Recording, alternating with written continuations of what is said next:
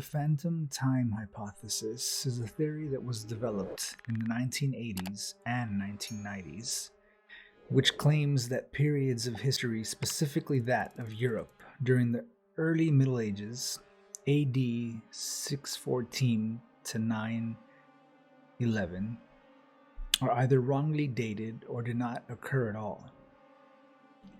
And there was a general conspiracy, there's that word, to cover that up.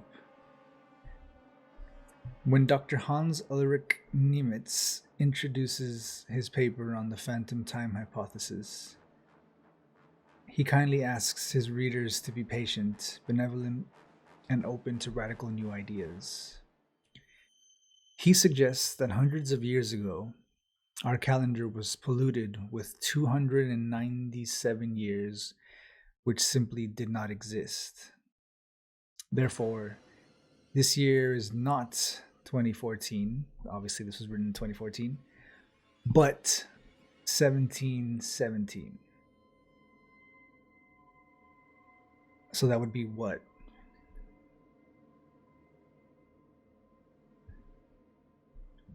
1723, I guess, for us right now, right? I don't know. I'm not good at maths. I don't math well, so. So he says that the phantom years were added either through accident or misinterpretation. Accident. 297 years by accident? I mean, crazier crap has happened. Yeah, so he says that the phantom years were added either through accident or misinterpretation, or perhaps even by deliberate falsification by calendar conspirators. But what do they base this apparently crazy theory on? I don't know if I would call it crazy. Just kind of explaining people away as crazy right off the bat just rubs me the wrong way. Because we could be crazy on this show as well. A lot of the stuff that we talk about, shit, people would say it's crazy or nonsense or made up or full of shit. So you tell me. The main arguments are as follows. The scarcity of archaeological evidence that can be reliably dated to the period AD 614 to 911. Indeed, there is a remarkable scarcity of tangible evidence from that period. Next would be some perceived inadequacies of radiometric and dendrochronological methods of dating this period. Indeed, there were some inconsistencies in dating artifacts from that period in studies conducted in the 1970s and 1980s, but they were just a confusing minority. Next would be the presence of Romanesque architecture in 10th century Western Europe. They find it strange that half a millennium after the Roman Empire has fallen, Romanesque architecture still thrives in Western Europe. They go even further, suggesting that the entire Carolingian period, including the existence of the individual known as Charlemagne, is a forgery by medieval chroniclers. The relationship between the Julian calendar, Gregorian calendar, and the underlying astronomical solar or tropical year seems pretty off. The Julian calendar would obviously be Julian Caesar. And then the Gregorian is we use now, right? Yeah. They were different calendars which caused a lot of confusion in medieval times. By the time the Gregorian calendar was introduced in AD 1582, Heribert Illig, a supporter of this theory, alleges that the old Julian calendar should have produced a discrepancy of 13 days between it and the real or tropical calendar. However, the astronomers working for the Pope, which were doing the fitting at the time, noted a difference of only 10 days. Since every century brings a difference of a day, the 3 missing days amount for approximately 3 centuries. Oof. The plethora of falsified documents from the Middle Ages. There was actually an archaeological conference in München Germany in 1986, which discussed only this: documents with forged dates, forged people, forged agreements, you name it. You can find it in the Middle Ages, and most of them were forged by the church. Well, makes sense. It was actually this conference which sparked Illig's curiosity. He wondered why the church would go to all this trouble to forge documents hundreds of years before they would become useful. Yeah, I guess. And he conducted research, which ultimately backed the phantom time hypothesis. So, is there really something to this idea, or is it yet another half baked theory? Uh, Carl Sagan says extraordinary claims require extraordinary evidence, and they don't really provide much. All the pieces of evidence they provide are circumstantial, and while they do raise some serious questions about inconsistencies and forgeries in that historical period, it's not really all that much to make us doubt the existence of the 3 missing centuries. Besides, even if you're a conspiracy theory fan, I don't like that theory fan part. The evidence suggests the evidence against this case are much stronger than the ones going for it. While the archaeological evidence is scarce, there still are some artifacts which were found and dated from that period. Simple and straightforward. Astronomical observations from the ancient period, which we have a lot of, fit very well with modern observations, suggesting that there's no phantom time. I mean, if you're one of those people that believes in flat Earth and, I don't know. That's another topic. We'll get to that one later. Compare the timeline to other areas of the world, most notably China, and you see no phantom time. Yeah, leave anything up to China. Okay. Regarding the calendars, things get a little bit more blurry, but again, there are stronger arguments against the theory than for it, so they claim. The Gregorian calendar was never intended or purported to bring the calendar in line with the Julian calendar, as it had existed in 45 BC. The time of its institution was but as it had existed in 325, the time of the Council of Nicaea. By the time of its introduction, the astronomical equinox was occurring on March 10th in the Julian calendar. But Easter was still being calculated from a nominal equinox on March 20th. However, in 45 BC, the equinox took place on March 23rd.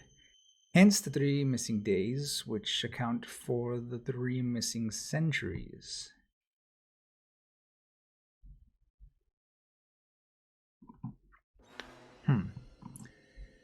That is definitely crazy to think about.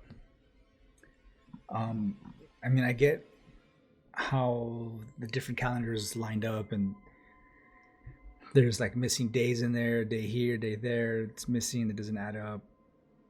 When different calendars were put into place, but 3 centuries is kind of a lot, right? 297 years that are missing.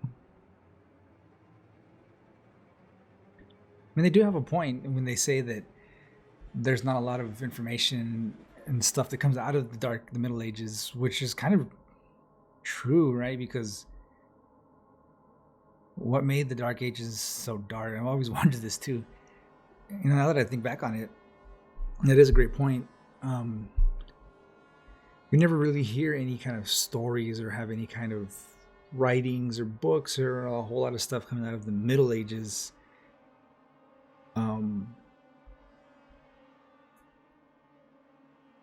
Other than like the Disney version of things, right? Like Charlemagne and Knights of the Round Table and King Arthur and all these, stories like that. But you don't really see a whole lot of account of a lot of things. Correct me if I'm wrong. It's just odd. like they said, the scarcity of archaeological evidence that can be reliably dated to the period. Yeah. I don't know. I mean, anything's possible, right? But 297 years missing, that's a whole lot. 3 centuries worth of time that's just made up or just missing. When they lead back to the church, when they say that the church are making up and falsifying documents and creating false people records and things like that. I mean, it doesn't surprise me, unfortunately.